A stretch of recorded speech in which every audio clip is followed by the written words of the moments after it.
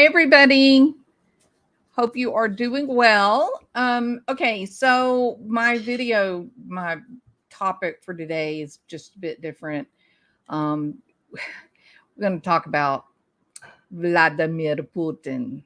Okay, now then, I don't follow the popular line of discussion and things because I think it's important for discussions to have substance. And if you're in an echo chamber, then how can your discussion have substance? You just become sort of this miniature cult leader, and then everybody else in the room is just going to go, "Oh yeah, yeah, you're right, you're so right, absolutely, you're right," and nothing really ever changes. In fact, anything that's wrong just gets dramatically worse because with each yes, you're solidifying and rewarding what's going wrong. So a balance of opinion and discussion is actually the thing that makes any great organization or situation better. You've got to have all sides have to be heard, and for sure, especially in matters that are really important, you want those different sides to be considered, right?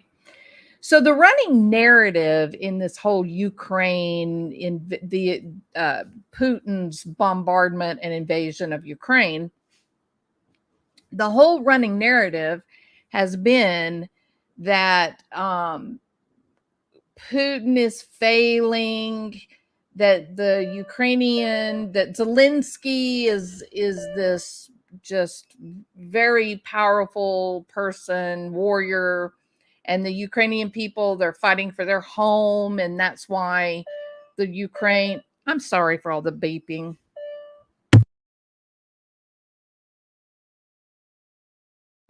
Okay, that the Ukraine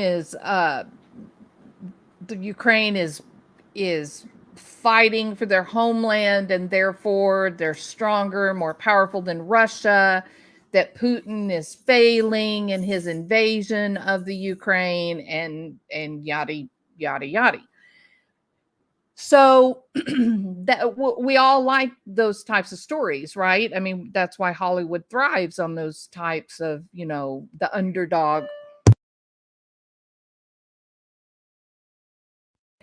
underdog winning, correct?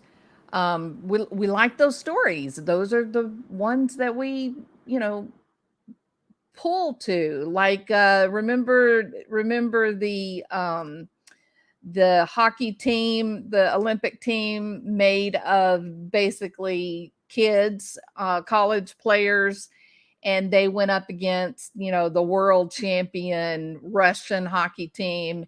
Name of the movie is called Miracle. If you haven't seen it, you must. It's probably one of the best movies of all time. And basically, it was where you had this unbeatable team, the Russians. You had this unbeatable team that dominated every single Olympics season, and then you ended up with the Hockey Federation in the United States putting together a team of basically college or young players that had never played together, whereas the Russian team was this well-oiled machine, that they worked and lived and played together. But then the U.S. team, just by sheer will and physical training, that they ended up, victorious. And it was a real life story, and it's a great show. So Americans do love this type of underdog coming out on top. We love this kind of story. I think that we most of us, a majority of us, have become aware that there is a lot of misinformation now, and it comes out of real live news channels like CNN and Fox News and ABC. that perhaps the journalism of today is not really the same standards as we old people were taught, which was journalism should be about the facts, right? That you should be imparting the reality and the truth. But that's not what's happened. It's like our media has been taken over and it's now part of a political party, right?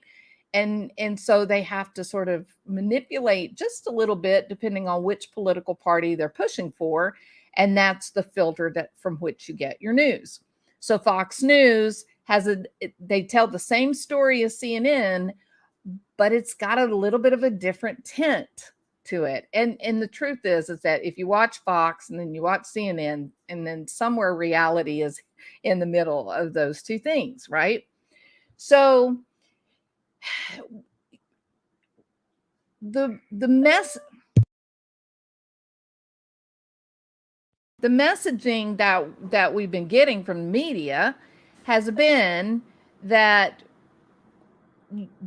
Russia is losing, and Russia is losing dramatically. Now, if you go to the news with a very discerning eye, then you see stories like one that was in the news today that said that the Ukraine drone is very carefully picking off Russian tanks as they sleep. And so then they show this photograph, and it's got about 6 Russian tanks in the daylight, and they're there, I guess, moving down the road. But then supposedly night comes, and this stealthy drone, unmanned craft, this stealthy drone comes in and drops these bombs, on these tanks. And so in the morning, now they're tanks that are all black because of the soot of the explosion. And so the story is all about how this drone is killing Russian tanks. And that's why Putin is losing. I don't think I can't figure this out. Now, I made it. I've done many videos at this point on the whole Ukrainian crisis. Y'all know that. Some people get very angry with me, and they think I'm being disloyal to the Ukraine.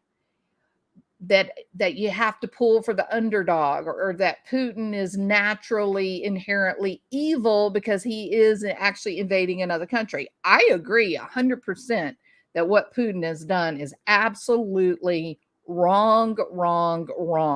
In the year 2022, there's no excuse for what's happening. Zero. Don't get me wrong here. Okay. My position, I'm well spoken in the fact that I'm against what Putin has done. I think it was foolish. I think it was stupid. I think it destroyed an incredibly beautiful country. It has destroyed countless lives by the killing of innocent people. And I think for Putin, his losses are going to be even greater. I think that he has burned through a great deal of his military capability. That's a fraction of what he has at his fingertips. A fraction. But it's a bigger cost than he ever wants to give, right? I think that the damage that has been done to his approval rating at home, the Russian people that supported him are few and far between.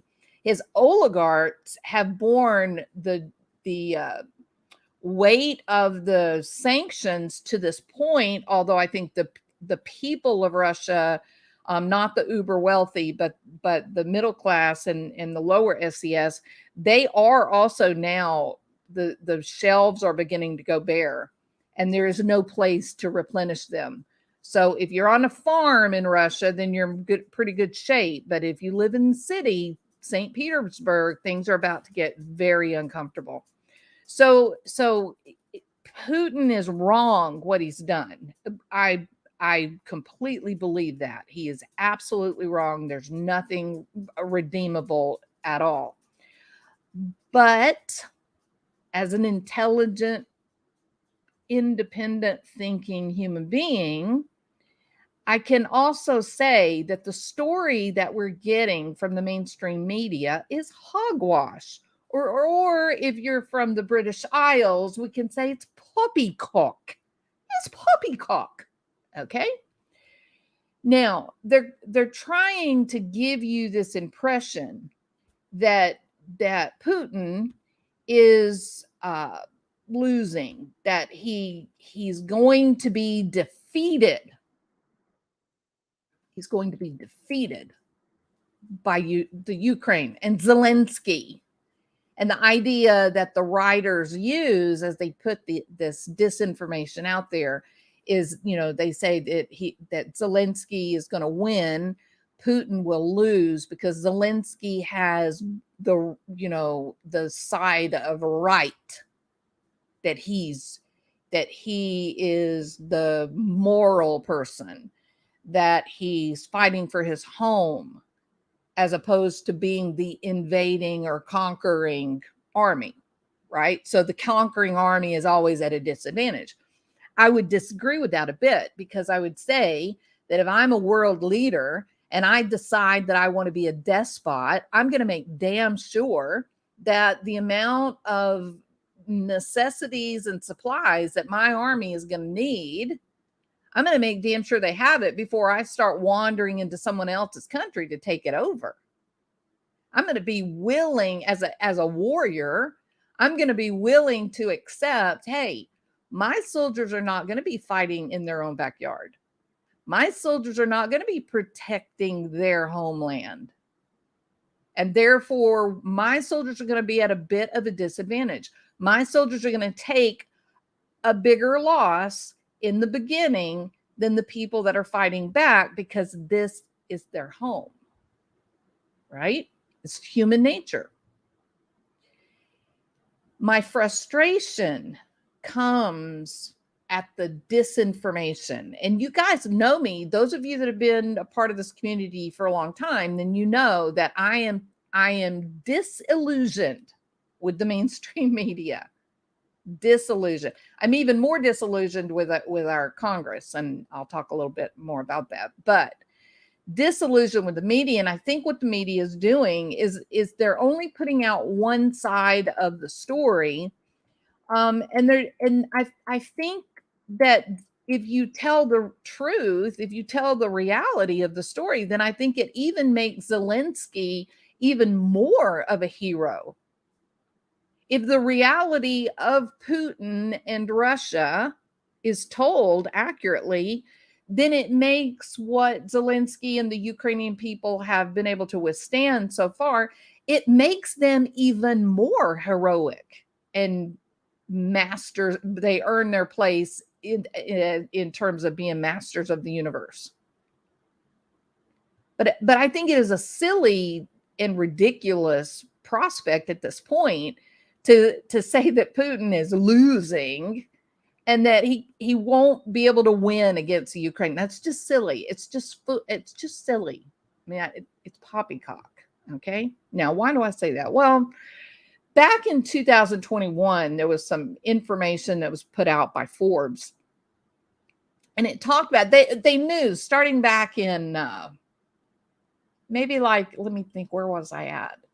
It must have been like in the early 2000s. Yeah, early 2000s. Putin, Russia, and China began purchasing large amounts of gold. And I mean gold bullion, right? Pure gold. And of course, people in the West, being arrogant and thinking that we're the best of everything, they were sort of making fun of Putin and saying, why would you waste your cash? So the world of gold is over, don't you know? We deal in, electronic transfers of wealth. The preoccupation with the gold-backed type currency is over. We have the petrodollar. We don't need a gold-backed currency, yada, yada, yada. So they were purchasing all this gold, and the people that either like to buy gold or people that were part of a think tank and they were just kind of following along with Putin and China and kind of keeping an eye on them, see what they were up to. They were putting these papers out and they were saying, this guy is buying an incredible amount of gold. Why? What's going to happen? Brazil was also in the process of adding to their gold coffers. And there was some of that was used to create hysteria that, the end of times was coming and blah, blah, blah. But the net effect, according to a 2021 article that was put out by Forbes, the net effect was that now take this to heart, okay? This matters. For somebody that likes gold, this is important information. Russia central bank, now Russia has fought against the globalist. Russia and China and Brazil, they say, we are not going to be part of your new world order. Like, you can take your new world order and shove it, like the song, right? Johnny Paycheck. Okay. We don't want to do that. We don't want to be a part of your World Bank. We don't want to be a part of your international monetary system. We don't want that. We don't want our money to be a monopoly money. We want our economy to be on something that is substantial, something that has value. And they have really been thumbing their nose over the past decade or so at this new world order, the globalist, if you will, Rockefeller and the rest of that, group. They've really been thumbing their nose at that. And as the focus on globalism, new world order increased, and financial, economic, macroeconomics became murkier and less, more fluid and not something that you could actually hold in your hand, but just this idea of what your hour is worth. At the same time that is happening, China and Brazil and Putin are quietly buying all this gold. And so in 2021, this coming from Forbes magazine, so it has merit, the Russian central bank, that is an independent entity, it is not wrapped up in the international funds. It stands on its own. Putin has got $640 billion of gold. That doesn't even take into account the amount of the oil, the Russian oil, and the surging oil and gas prices, right? The $640 billion that is shoring up, the equivalent of $600 billion, that gold. And this is real gold. This is the real deal. The stuff that I like to hold in my hand and go, damn, that is so shiny and buttery smooth, right? That $640 billion, that is supporting Russia's central bank. It's Putin's, essentially. He can fight this war to kingdom come. That $640 billion, that is the equivalent of 17 months of Russian exports only, not to mention all of the additional product coming from the oil. That's just his exports. So we can boycott Russia's oil all day long. He's not going to even feel it for a year and a half. Russia exports 5 million barrels of crude oil plus a 2.5 million barrel per day of refined petroleum products. This is the equivalent to about 10% of the global oil trade. And 10%. And he can withstand, that's 10% of the world's oil in one day. And this man has got enough gold. I don't mean paper currency, gold, to live nearly 18 months without selling not one drop of oil product to the rest of the world. Ukraine is a small little landlocked country that's hungry. It has to have support from the World Bank, coming, the EU partners. NATO is supposed to be helping out. We are giving the United States are giving the Ukraine millions of dollars. And the wolf that is at the door is a wolf that obviously has been preparing for war for decades, right? For decades. Now then, at the time, this is what's really crazy. At the time that this article by Forbes was put out, oil was at $88. The Brent crude price was at $88 a barrel. Can you imagine, with oil now topped out at 130 a barrel? It's sitting somewhere around 100, 110. I don't watch Brent North Sea prices too much. I watch the U.S. prices, but can you imagine at 100, $110 a barrel? He's fine. He's absolutely fine. Russia's perfectly fine to withstand an embargo, a boycott of his most valuable product, his most valuable export. He's not even, the people are not even going to notice it. Now, they may not be able to buy a Big Mac, but there'll be food. So this is really interesting to me, that the information is out there, right? Reputable publications and journalists have put information out there about the condition that Russia is in financially and militarily. The information is out there, but so many of us are low information news consumers. We don't really care about the big picture. We just work our butts off. We're tired when we get home. We just want to feed the kids, eat, and sit down, put our feet up for a few minutes. We turn the news on, usually Fox or CNN or MSNBC, turn the news on, and they weave their magical story.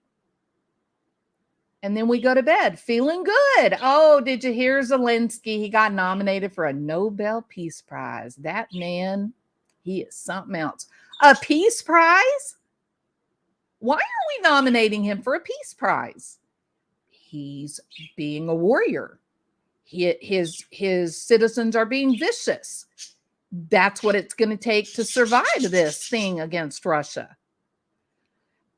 They awarded Barack Obama the Peace Prize before he was ever in office, before he ever did anything. I was confused then as well. So I don't know. I guess my idea of what the Nobel Peace Prize is supposed to be isn't what it really is. I don't know. Maybe it's induction into a club. I thought it was for people like Mother Teresa, right? You know, people that say, you know, violence is a bad thing. Now, I'm not hating on Zelensky. I think it's a damn fine, wonderful thing that he's being a vicious warrior.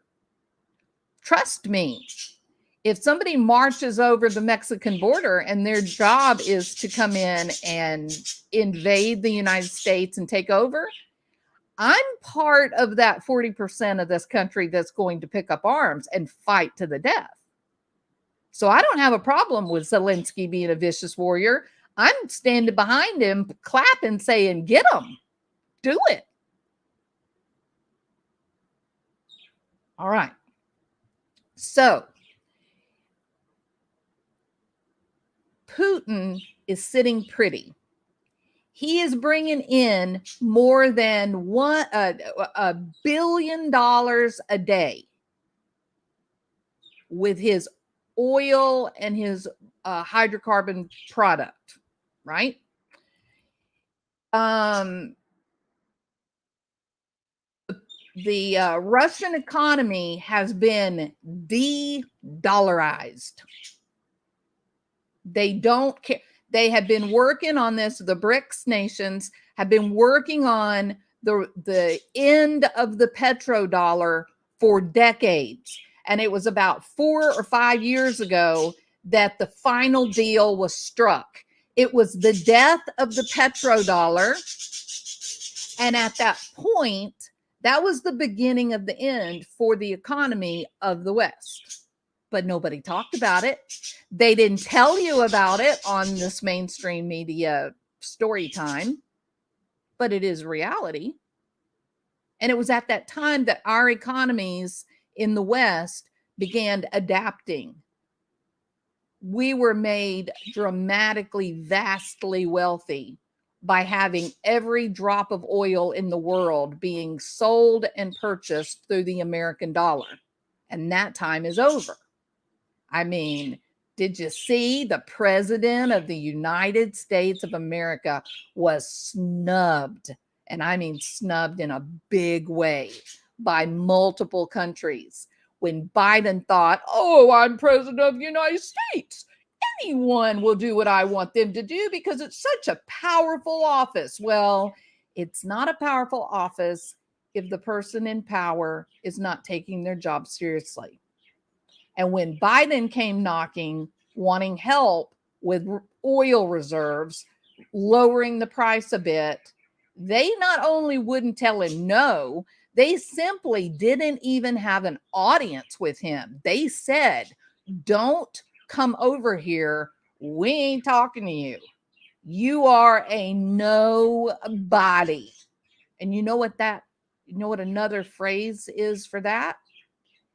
The United States is no longer relevant. Now that ought to chill you to your bones. So Putin is actually doing very, very well. He began years ago, 2013, almost a decade ago, de-dollarizing the Russian economy. 95% of their exports go to Brazil, India, South Africa, and China. And guess what? They don't want to be part of the globalist New World Order. They don't deal with the International Monetary Fund. And so we can do all the sanctions we want against Russia, but guess what? Brazil, India, South Africa, and China, they're dealing. And they ain't dealing in petrodollars. The petrodollar's dead for Russia. They're dealing in gold-backed currencies. So they're in very, very good shape. Well, so you remember how the news was telling you, oh, well, our big Trump card is the SWIFT, the Society for Worldwide Interbank Financial Telecommunication. We are going to cut Russia off, damn it. That will bring him to his knees. Okay, Biden. Well, you missed the decade where they were moving away from the petrodollar and they were enacting their own financial telecommunications between banks that were associated with the BRICS nations. What are the BRICS nations? Just what I said: Brazil, India, South Africa, China, and Russia. So now you got the United States of America as a world power. You have the EU as a world power. And now you have the BRICS nations as a world power. And the globalists don't like that. You shouldn't like it either. Here's one example why. Ask yourself, where do all of the world's medications come from? Self is going to answer, China and India. Oh. Well, like where do things like hypodermic needles and saline that go for IV drips and the materials needed for prosthetic limbs, where does all that come from? Surely that must be made in Canada or the United States of America or Mexico. No, China or India. That's right. If the BRICS nations decide to cut us off from antibiotics, we're going to have at least a bare minimum of an 18-month window of no antibiotic supply. It's going to take at least 18 months to even start up a single factory in the United States that can make stuff. Your elected officials have failed us in a spectacular way. And so when we hear this phrase, leading from behind, and you go, well, what does that mean? I'm trying to think of an example, a real world example where the leader goes from behind. I can't come up with one. You begin to hear things like, oh, yes, as the United States of America, we are standing firmly with NATO. We are? Well, we used to be the ones that kind of went to NATO and told them what we needed to have happen to make sure that the people of the world were safe. Not anymore. Not anymore. So it's a weird upside down world for those of us that are just a little bit older. But my biggest complaint is that I'm sick of the mainstream media and their fictional tales of politics. I think they've done more than anybody else to harm the overall stability and safety of this globe that we're on. Now, it's very interesting today when the BBC came out at 4:30 their time, which would have been early morning here. They came out and said that Putin has actually laid out some requirements for Zelensky that would end the war in Ukraine. Now, this took me completely by surprise. I fully expected when I started reading this is BBC, I fully expected when I started reading it that it was going to be sort of just like what we call a, Texas two-step, where they're, a little shuck and jive where, well, no, he didn't really give you, requirements, but no, he actually did.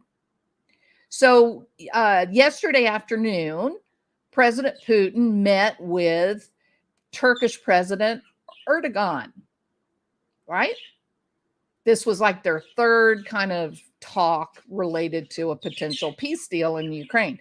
This was so shocking to me that the demands for peace is being brokered in a way that completely shuts out the EU and the United States of America. It's incredible for someone like me that grew up in the kind of world I grew up in. This is a pretty good indication that the world stage is definitely already changed. It's done. So they met by phone, and there were people that were in the room, both in Russia with Putin as well as in Turkey with Erdogan, and they were listening in to the whole call. Basically, Russia's demands are in two categories, okay? There are four general demands in the first category, and that is number one would be that Ukraine would refuse to apply to join NATO. This is very interesting to me that this is at the top of the list right here. This is the first thing, and I'll tell you why. Because it was just a few weeks before Putin invaded the Ukraine that Kamala Harris in Europe said that she was so proud of the Ukraine. She was so proud of the Ukraine to join the NATO, and that she was supporting Ukraine in their quest to join NATO. These are words of war to President Putin. This is exactly what Putin has been complaining about. The NATO troops are encroaching upon Russian boundaries. They're moving military equipment toward the Russian boundaries between the EU and Ukraine and Czech Republic. And for the Vice President of the United States to stand up and say, we want Ukraine to be in NATO, that was a punch to Putin's eye. And I'm going to tell you, do they think that Putin is not going to hit back? So when I read this, at first I was surprised that there were actual demands made. And then when I saw what the very first demand was, I thought, well, there you go. There you go, right there, right? That's a big deal, that the first demand is Ukraine will not join. Ukraine will not join NATO. I sound distracted because I'm trying to make sure that my cat is not attacking Barry and his new wife. Okay. So number one, the chief among all of the demands that were made would be that the Ukraine would remain neutral. They would not apply to join NATO. And I thought that it was very interesting that this article says that Zelensky has already conceded this point in talks. You know, they've been kind of meeting, right, in different countries. And that representatives of Zelensky have said, if you will stop bombing us back to the Stone Age, we will not join NATO. We promise. Okay, so that's number one. So that's doable. Everybody's feeling really good about that first point. Is number one completely doable. There are some other demands that are really not hard to meet. They're designed more to save, Russia or Vladimir some embarrassment. One would be that the Ukraine would have to promise to undergo a disarmament process. Again, that takes you right back to what Putin has been complaining about for 3 years. And that is, you're moving your weapons right up on the border. You're making me very nervous. I want you to back the hell off. Go back to where you're supposed to be. You are violating all of these agreements that we've made. So this is another important part that Russia's saying, make them move the damn missiles off my back door. I don't want NATO missiles pointed at the heartland of Russia. Okay, so that's number two. They seem to think that will go very well.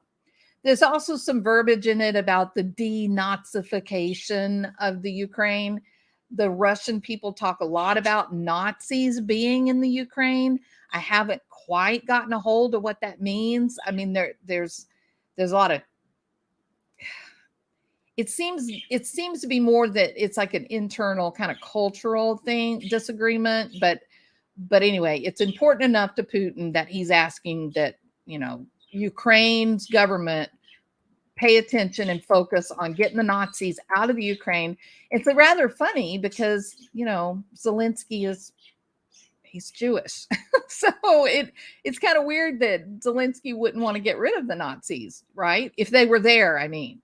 So this seems a little delusional on Putin's part, but hey, if it'll make him happy and make him feel like he's won, then promise. That's all I got to say. Promise it. The second category of his demands would be, number one, and again, this is doable, that he have face-to-face negotiations with President Zelensky.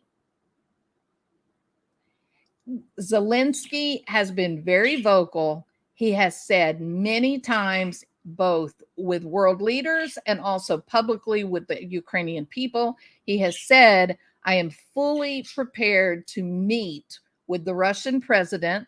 I am fully prepared and eager to negotiate with President Putin one-on-one.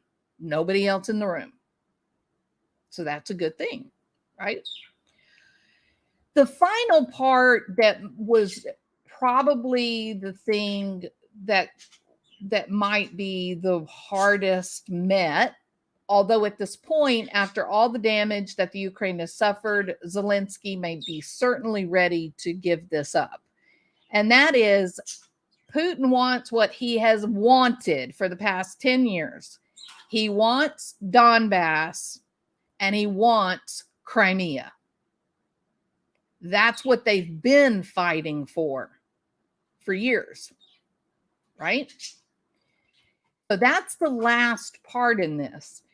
Everything else is simple. Everything else Putin is definitely willing to give. And then it goes right back to what he's been trying to get. He just wants Zelensky and the EU and NATO to say, yes, Donbass, Crimea, no longer part of Ukraine. Crimea, independent, can do what it wants to do. And again, this is exactly what was being talked about at the beginning of this invasion, was that, you know, Russia is trying to bring back pieces of what he believes is rightfully owned by Russia.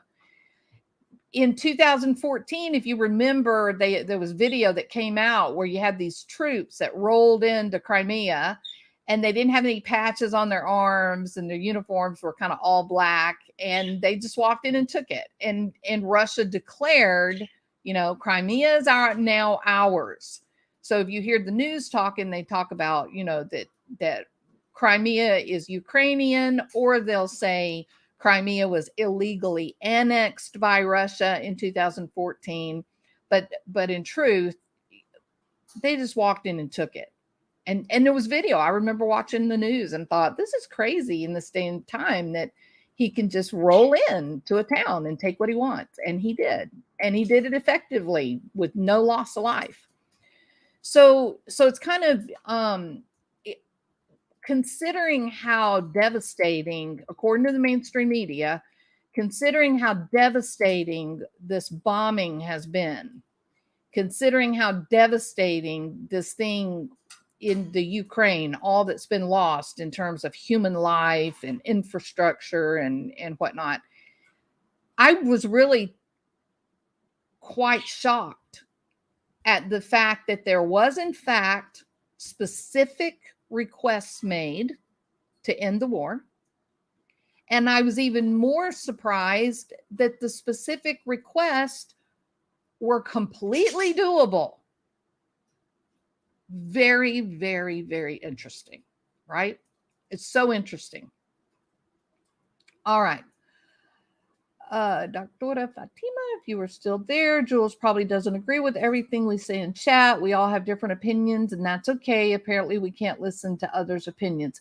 Yeah, and I don't, you know, some creators that get upset with people inside chat. You know, I'm just here to say what I want to say, and people that want to listen, then y'all listen. And if you don't, if you want to talk about the price of eggs in China, then you can talk about the price of eggs in China. The side chat belongs to you. So I don't know if you guys are having like an argument, you know, or what's happening. Let's see. America did not want missiles in their backyard. Exactly. No, I agree. The whole Cuban Missile Crisis.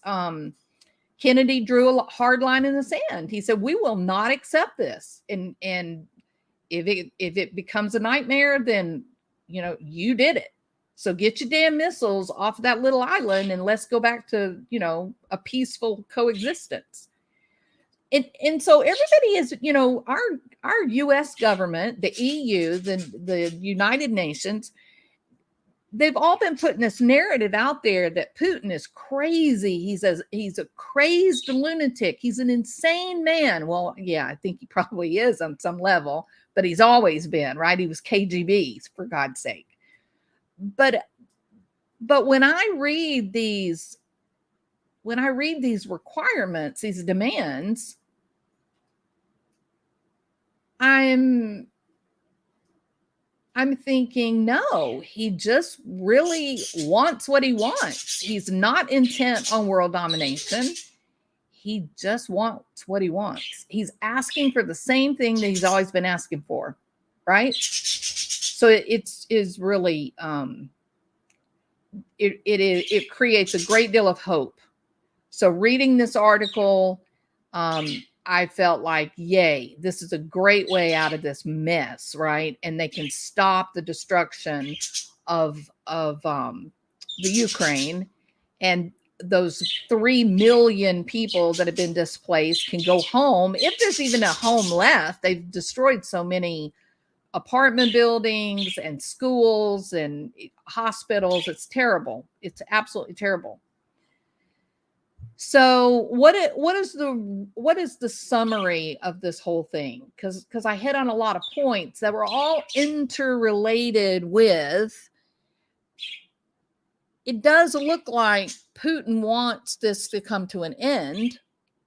He's definitely planned for this, and he definitely has the financial means and resources to continue this.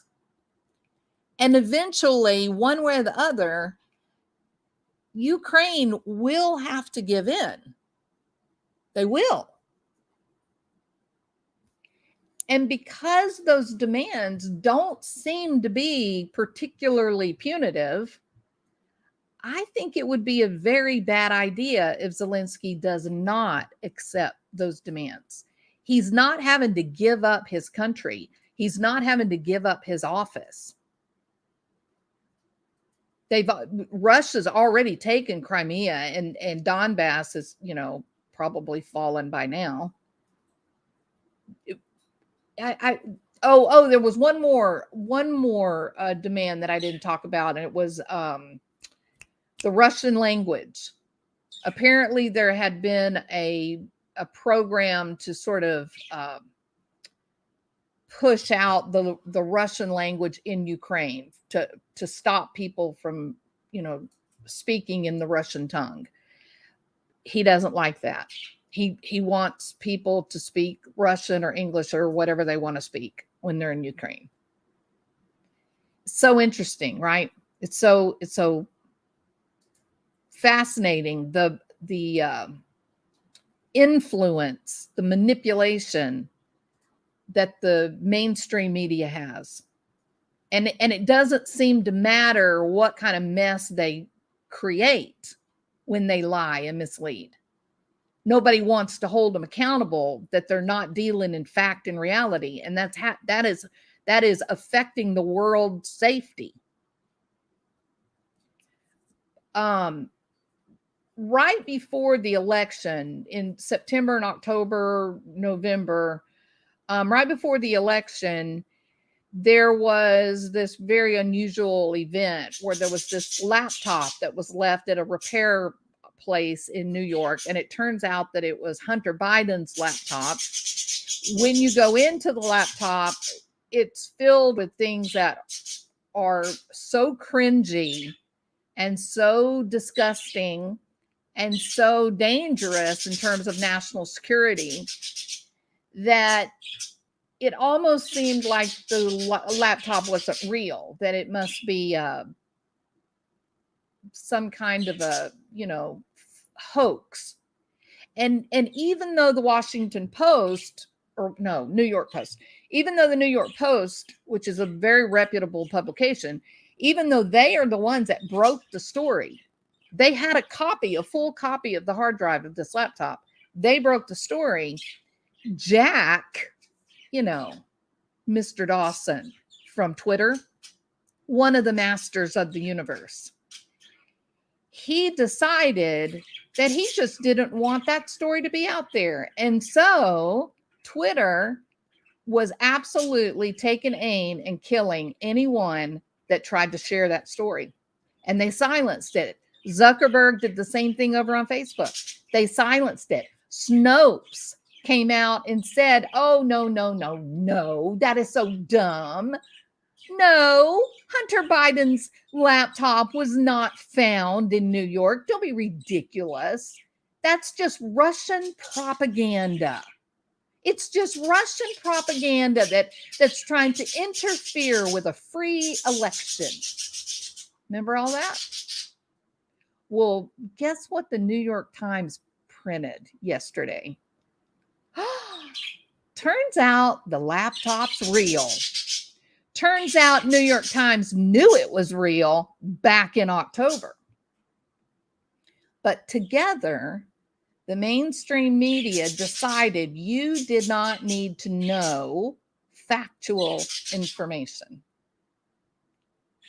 And they chose to silence the truth.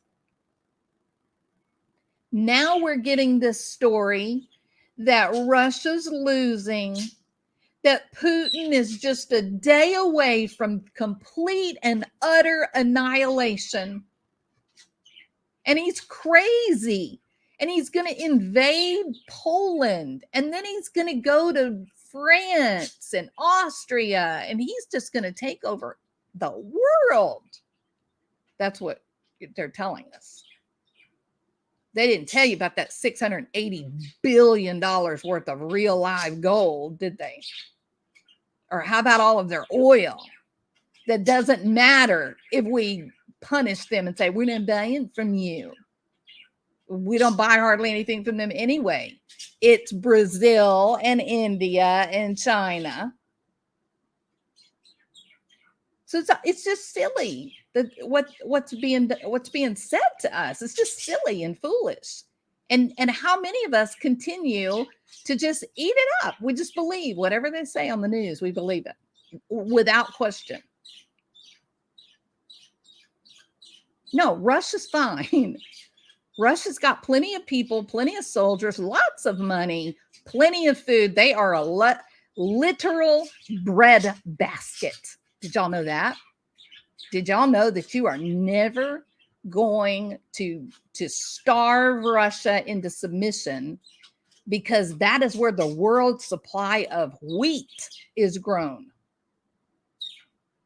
So Biden, NATO, EU, tell me again how you've got Russia on, Putin is on his knees. Because as far as I can see, we're the poor fools that won't be able to get medication if something terrible happens. We're the people that our cereal and bread is going to go sky high because we're not going to have any access to wheat production. Now, the reason that I'm speaking so frankly about my opinion is this. This is a good offer to end what has absolutely destroyed Ukraine. He's not gone all crazy over the top and demanded, incredible things. The stuff he's asking for as part of I'll quit bombing you is exactly what he was asking for nicely before the bombs began to fall. And before Kamala Harris went over there and said, oh, we are going to help you get into NATO. We support you. Here's what they say in Texas. Them's fighting words, little lady. Now, is she just stupid and didn't know? I don't believe that. Not for a minute. I think she was very well versed in what they wanted her to say. And that was provoke Putin. And they did. So I think it's a good offer. I don't think it's optimal by any stretch of the imagination. I think that it leaves Zelensky with his newfound dignity and integrity and position of power on the world stage. I think it allows people to come back into their country and rebuild, for God's sake, you know, and make no mistake about it. Guess who's going to be paying for the rebuilding? Hello, American taxpayer. You and I, the taxes we pay will be used to rebuild the Ukraine. So I'm not saying this is a good deal just because I have rose-colored glasses on and I think Putin is awesome. None of that, none of the above, none of that foolish cancel culture type of talk. No, I'm talking about the reality of the destruction that is taking place in that country day after day after day after day, and what it's going to take to put a stop to it so that the reformation can begin. So the rebuilding can begin. All right. I'm done. Okay. Rant over. Okay. We destroyed his nuclear deterrent with our ballistic missile defense system in Eastern Europe.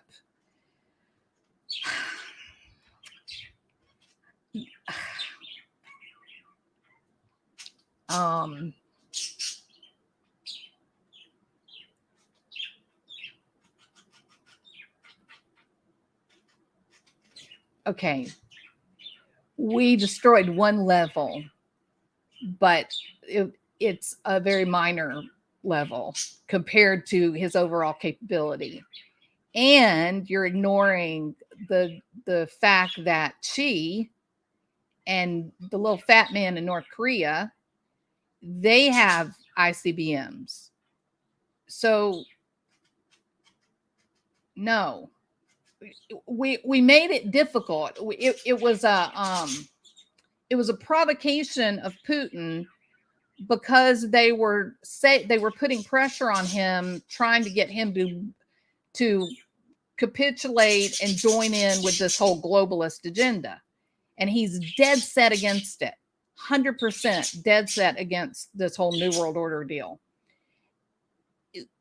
The system, the missile systems that were being put right on the border are efficient, but they're not the Iron Curtain. This is another thing that's very important in the calculus of this thing. They're not the Iron Curtain. They're not our Patriot missile systems that the United States has. They don't have that capability. And if you listen, look at what happened in Afghanistan. What happened to all those Apache helicopters? What happened to all the ammunitions there and the tanks? Well, they're in the hands of the enemy now, right? The Taliban have them. What happened in Iraq when we left? We left all of that military hardware there. Well, so what are we going to do? We're gonna put a Patriot system, the same kind of system that the Iron Dome is in Israel. We're gonna put that around Ukraine, Poland, and then Russia's gonna go, oh, we don't have one of those. Sure would be nice to have a Kremlin type of system like that, but we'd kind of need to be able to get our hands on it, like maybe we could go in, bomb Poland, grab a couple of the missile systems and go back. Yeah. So they're not going to put those systems there on the border because they have the awareness that you do that, Russia will get their hands on it and then they'll create their own. So, it's a game of chess, right? I mean, there's no question it's a game of chess for the world's rich. But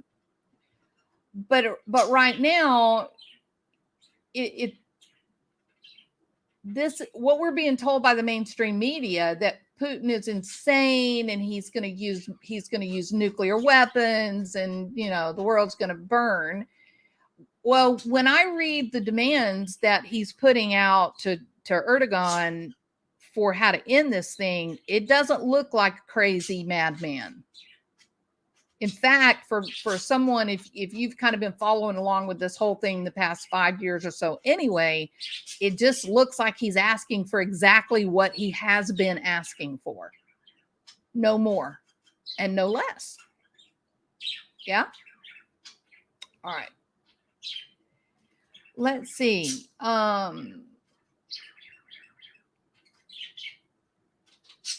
Yes, Putin. Of course, Putin wants to take our system. They haven't been able to figure out how to make it work. The Patriots, the systems that are protecting the homeland of the United States, the Iron Dome over Israel, they're highly sophisticated and not, so far they haven't been replicated by other nations. So and it came to fruition by Ronald Reagan. All right. Putin hates the West. He hated that the Berlin Wall was taken down. He felt Russia was declining in stature. Absolutely, Christine. And that is part of this. Look, he's been very systematic, okay? 2012, 2013, in talks with Saudi Arabia, forming a powerful alliance with Brazil and India, China, North Korea, Argentina. Once the alliance came in place, they signed, and I think it was in maybe 2018, 2017, 2018, they signed an agreement for their own interbank monetary transfer system. So in basically, it's their own brand of the SWIFT system. And they did that with knowledge that they were separating from the globalist, that they're separating away from the United Nations EU group of players. They insulated themselves from our sanctions. Now, wouldn't you think? I'm a nobody. I am an absolute nobody. I'm a child of the world. I'm what's called a third culture kid. I grew up in many, many countries around the world, and that has caused me to be really interested in how the world interacts, the different countries interact with one another, right? I love macroeconomics, and it's just interesting. So don't you think that if I've figured out that they're forming their own SWIFT system 7 years before Putin invades Ukraine, don't you think if I can figure out that they're preparing to avoid the sanctions of the globalists, wouldn't you hope that the U.S. government knew that? Instead, we get Adam Schiff, who is the head of the Intel committee, say to the world, oh no, Hunter Biden did not leave a laptop in a repair store. No, the FBI does not have Hunter Biden's laptop. Well, guess what? The FBI did have the laptop and does have the laptop now. And insiders are saying that the indictment is on its way.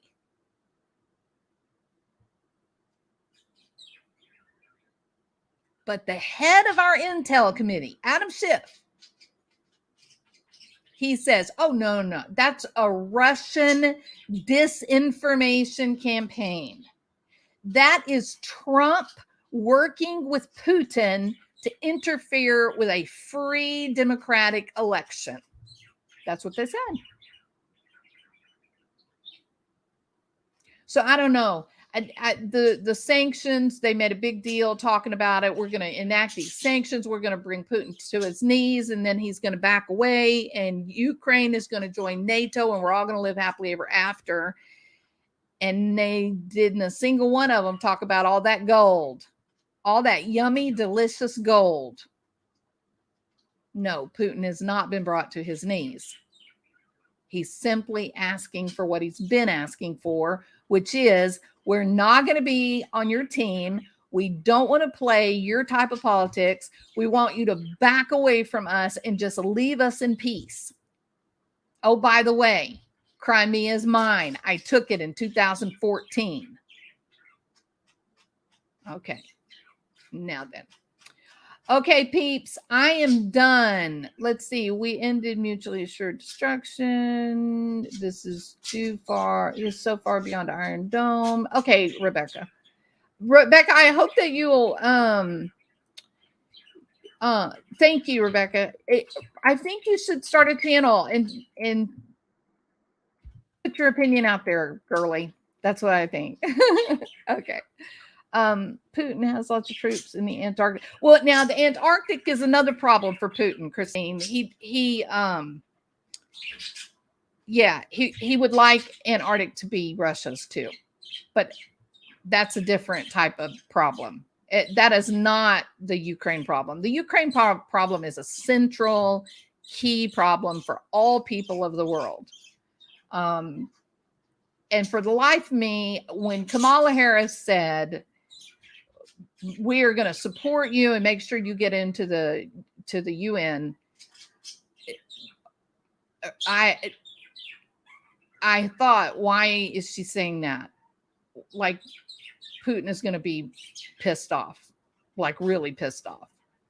So it, but the takeaway from this, and I too had begun to think that Putin was really unhinged and nuts, right? I was thinking, what's he doing? Doesn't make sense. What he's up to. It makes no sense.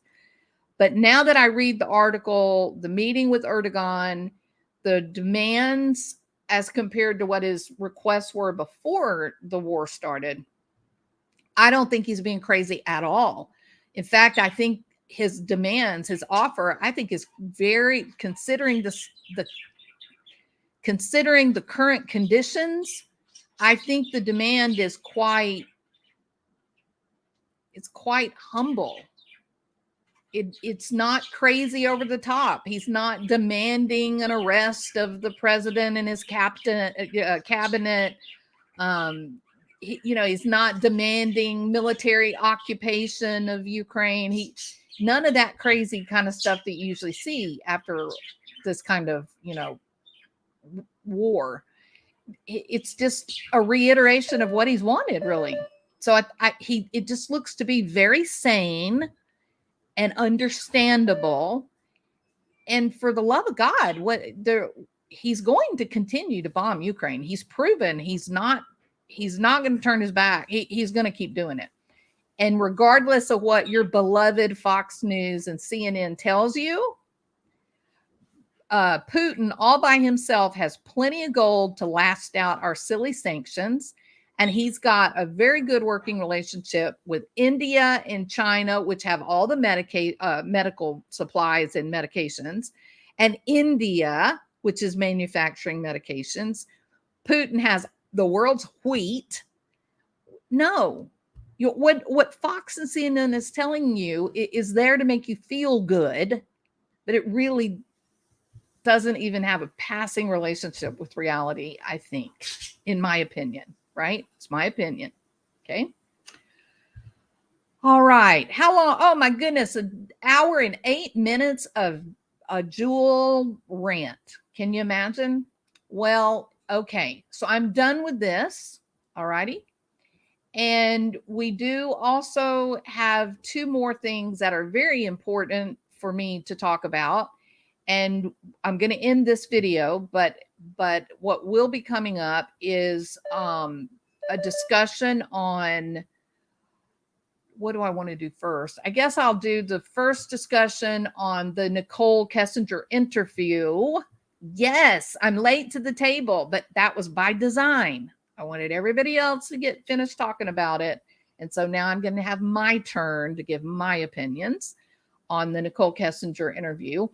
And then the second thing that is very, very, very, very, very important is the Delphi secret transcripts that have been uncovered. And let me just say this. Gray Hughes, and I think, is it Chasing Truth? I think it was Chasing Truth. They took the transcript and sort of acted it out, with Gray playing Kagan Klein, and then Chasing Truth being the interviewer, the detective or the police officer. and it is very interesting. It is so interesting to listen to, but it's a really big interview. It's really long, multiple hours long. So if you haven't listened to it or read about it or even know about it, and you're interested in the Delphi Snapchat murders, then it's definitely worth it. Absolutely. Actually, I would say that the whole Gray Hughes Chasing Truth reading of the transcripts, probably a don't miss. It's probably a do not miss, video. Truly. I don't think I've even ever said that before. Maybe one of Plunder's videos, but no question, what they're reading of it was very interesting. It's so long and cumbersome to read through, that it can, really challenge the best of concentration. But listening to Gray Hughes and Chasing Truth, it's like listening to a story. So it's very interesting. And there are some game changer information within it. And that is kind of what I'm going to call attention to. I'm not going to read the damn transcript. It's so long. But there's definitely some game changer information in there that I'm going to talk about and bring up. So later on, I've got to put up groceries and then I'll be back. And then we were good. Oh, and I got to do a video on Barry's new girlfriend, and they've got a mansion with a swimming pool. So we got to put that up. All right. Okay. Thank y'all so much for being here. I know politics is boring, but I love it. Right. And so every now and then, things that are important, I got to put my opinion out there. And so I hope I didn't offend anyone. Okay. All right. Y'all have a wonderful afternoon, and I will be back.